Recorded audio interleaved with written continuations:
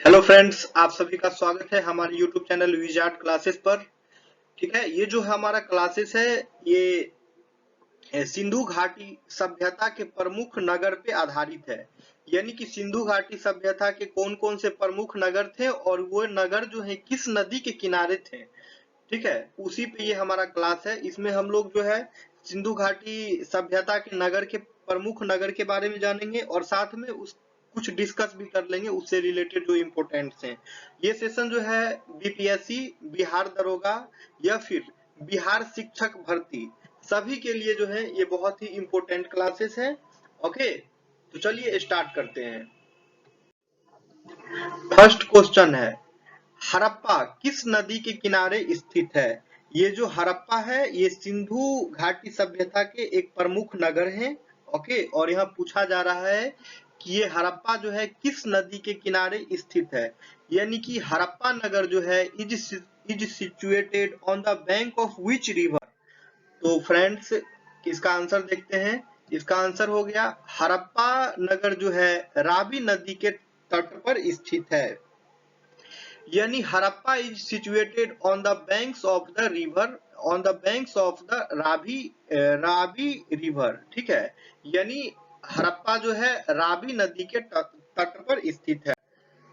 तो जानिए कुछ इंपोर्टेंट एक्सप्लेनेशन इस क्वेश्चन का हड़प्पा के बारे में। ठीक है, भारत और पाकिस्तान में पाया गया सिंधु घाटी सभ्यता जिसे हड़प्पा सभ्यता भी कहा जाता है, अब तक ज्ञात सभी सभ्यताओं में सबसे प्राचीन है। यानी कि भारत और पाकिस्तान में पाया गया सिंधु घाटी सभ्यता जिसे हड़प्पा सभ्यता भी कहा जाता है, अब तक ज्ञात मतलब अब तक जितने भी सभ्यता ज्ञात हुए हैं सबसे प्राचीन है ये। ओके, सिंधु घाटी सभ्यता को हम लोग हड़प्पा सभ्यता भी कहते हैं। इसकी खोज 1921 में हुई। इसका विकास सिंधु और घग्गर के किनारे हुआ।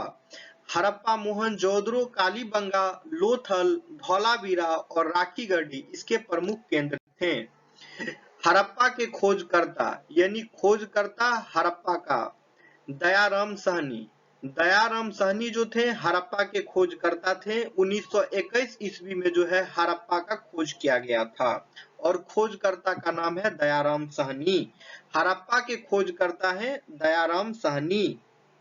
दयाराम साहनी। ओके, हड़प्पा सभ्यता के शहर अपने शहरी योजना, पकी हुई ईंटों के मकान, विस्तृत जल निकासी प्रणाली, जल आपूर्ति प्रणाली, बड़े गैर आवासीय भवनों के समूहों और हस्तशिल्प और धातु विज्ञान की तकनीकों के लिए जाने जाते थे। ठीक है, यानी हड़प्पा सभ्यता जो है अपने शहरी योजना के लिए, पकी हुई ईंटों के मकान के लिए, ठीक है, जल निकासी प्रणाली के लिए, जल आपूर्ति प्रणाली, बड़े गैर आवासीय भवनों के समूहों और हस्तशिल्प और धातु विज्ञान की तकनीकों के लिए सबसे ज्यादा जाने जाते थे। ठीक है, नेक्स्ट क्वेश्चन है, मोहनजोदड़ो किस नदी के किनारे स्थित है।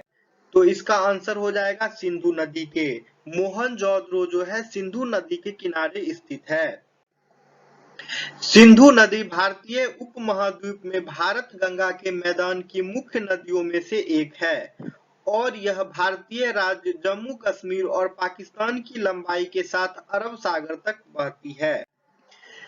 मोहनजोदड़ो के खोजकर्ता राखल दास बनर्जी। राखल दास बनर्जी जो थे मोहनजोदड़ो के खोजकर्ता थे। 1922 ईस्वी में मोहनजोदड़ो का खोज किया गया बाय राखल दास बनर्जी। मोहनजोदड़ो का सिंधी भाषा में अर्थ है मुर्दों का टीला। मोहनजोदड़ो का सिंधी भाषा में अर्थ है मुर्दों का टीला। यह दुनिया का सबसे पुराना नियोजित और उत्कृष्ट शहर माना जाता है।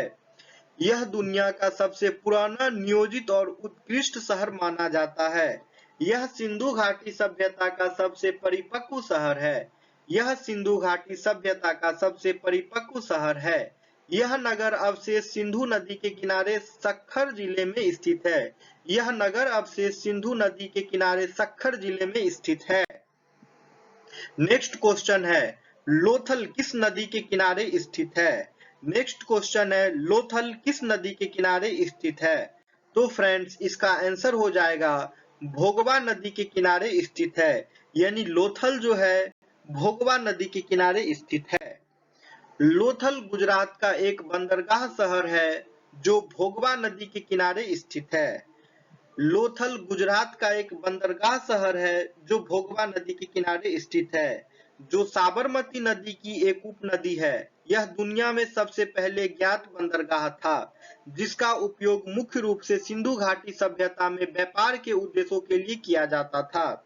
लोथल आधुनिक गुजरात में अहमदाबाद जिले में स्थित है। लोथल आधुनिक गुजरात में अहमदाबाद जिले में स्थित है।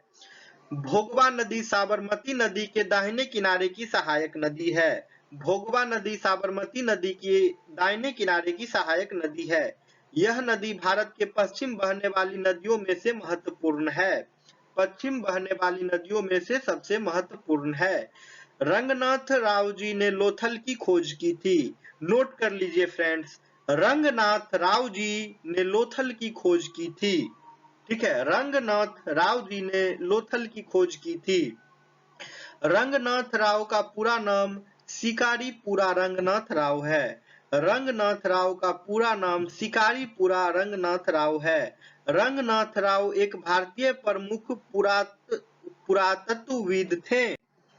नेक्स्ट क्वेश्चन है, कालीबंगा किस नदी के किनारे स्थित है? क्वेश्चन पूछ रहा है कालीबंगा किस नदी के किनारे स्थित है? तो इसका आंसर हो जाएगा घग्गर नदी, यानी कालीबंगा जो है घग्गर नदी के किनारे स्थित है। कालीबंगा जो है घग्गर नदी के किनारे स्थित है। सिंधु घाटी सभ्यता का स्थल कालीबंगा राजस्थान के हनुमानगढ़ जिले में घग्गर नदी के बाएं तट पर स्थित है। कालीबंगा एक छोटा नगर था। यहाँ एक दुर्ग मिला है। प्राचीन दस्र, द्रौती और सरस्वती नदी घाटी वर्तमान में घग्गर नदी का क्षेत्र में सैंधव सभ्यता से भी प्राचीन कालीबंगा की सभ्यता पल्लवित और पुष्पित हुई है। कालीबंगा 4000 ईसा पूर्व से भी अधिक प्राचीन मानी जाती है। सर्वप्रथम 1952 ईस्वी में अमलानंद घोष ने इसकी खोज की थी, यानी कालीबंगा की खोज 1952 ईस्वी में अमलानंद घोष ने की थी। कालीगंगा के खोजकर्ता जो हैं अमलानंद घोष हैं। कालीबंगा के खोजकर्ता जो हैं अमलानंद घोष हैं। नोट कर लीजिए फ्रेंड्स, ये एग्जाम में क्वेश्चन आएगा, यहीं से आएगा, पूछ देगा कालीबंगा के खोजकर्ता कौन थे। तो वहां पे ये ऑप्शन रहेगा अमलानंद घोष, तो आप लोग को अमलानंद घोष में टिक लगाना है। ठीक है, नेक्स्ट क्वेश्चन है, किस नदी के किनारे हड़प्पा कालीन स्थल रोपर स्थित है? किस नदी के किनारे हड़प्पा कालीन स्थल रोपर स्थित है? हड़प्पा कालीन स्थल रोपर सतलज नदी के किनारे स्थित है। हड़प्पा कालीन स्थल रोपर सतलज नदी के किनारे स्थित है। नोट कर लीजिए फ्रेंड्स, हड़प्पा कालीन स्थल रोपर जो है सतलज नदी के किनारे स्थित है। रोपर भारत में पंजाब में स्थित है। यज्ञदत्त शर्मा ने रोपर का उत्खनन करवाया। यज्ञदत्त शर्मा ने रोपर का उत्खनन करवाया। नोट कर लीजिए फ्रेंड्स, यज्ञदत्त शर्मा ने रोपर का उत्खनन करवाया। रोपर भारत में पंजाब में स्थित है। नेक्स्ट क्वेश्चन है, बनवाली किस नदी के किनारे है? बनवाली किस नदी के किनारे है? इसका आंसर हो जाएगा हरियाणा के हिसार जिले में सरस्वती नदी के किनारे स्थित है। ठीक है, बनावली जो है हरियाणा के हिसार जिले में सरस्वती नदी के किनारे स्थित है। बनावली का हड़प्पा स्थल सरस्वती प्राचीन नदी के सखे विस्तर पर है।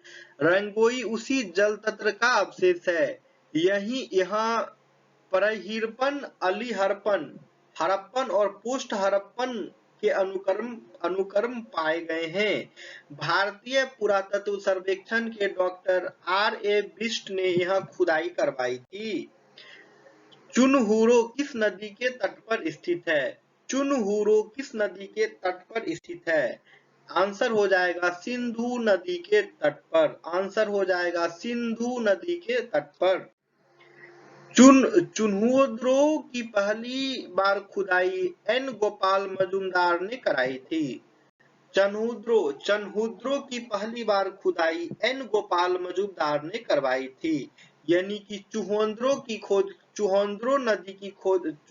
नगर की खोजकर्ता जो है गोपाल मजूमदार हैं। नोट कर लीजिए फ्रेंड्स, चुहंद्रो नगर के खोजकर्ता जो है गोपाल मजूमदार हैं। नेक्स्ट क्वेश्चन है, राखी गढ़ी किस नदी के किनारे है? राखी गढ़ी किस नदी के किनारे स्थित है? इसका आंसर हो जाएगा राखी गढ़ी सरस्वती और दवसदती नदी के किनारे स्थित है। इसका मुख्य नदी जो है घग्गर नदी है। राखी गढ़ी का मुख्य नदी जो है घग्गर नदी है, घग्गर नदी है। ओके, राखी गढ़ी हरियाणा के हिसार जिले में सरस्वती तथा दृष्टोद्वती नदियों के शुष्क क्षेत्र में स्थित एक महत्वपूर्ण ऐतिहासिक स्थान है। राखी गढ़ी सिंधु घाटी सभ्यता का भारतीय क्षेत्रों में धौलावीरा के बाद दूसरा विशालतम ऐतिहासिक नगर है। इसकी प्रमुख नदी घग्गर है। हड़प्पा सभ्यता के सबसे बड़े स्थलों में से एक राखी गढ़ी है।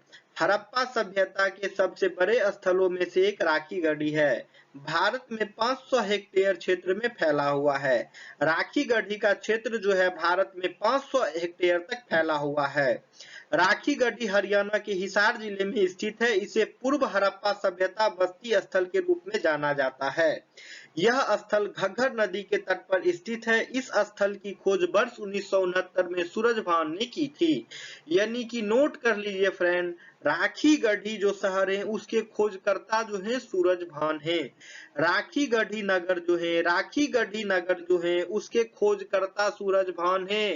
नोट कर लीजिए कॉपी में, क्योंकि क्वेश्चन यहीं से आएगा। राखी गढ़ी नगर के खोजकर्ता कौन थे? तो सूरजभान होगा इसका आंसर। ठीक है फ्रेंड्स, तो ये हमारा आज का क्वेश्चन था सिंधु घाटी सभ्यता के प्रमुख नगर पे आधारित, और वो नगर कौन से नदी के किनारे स्थित हैं। इस पर हमारा ये आज का जीके डिस्कशन था। इस तरह के हम और भी जीके डिस्कशन लेके आएंगे जो कि बीपीएससी और बिहार दरोगा के लिए काफी महत्वपूर्ण होने वाला है। साथ में बीपीएससी के थ्रू जो बिहार टीचर का बहाली होने वाला है उसमें भी बहुत फ्रूटफुल होगा।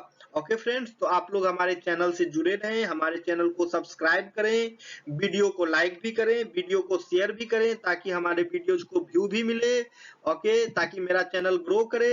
इतना अच्छा कंटेंट दे रहे हैं फ्रेंड्स, आप लोग थोड़ा सपोर्ट करें।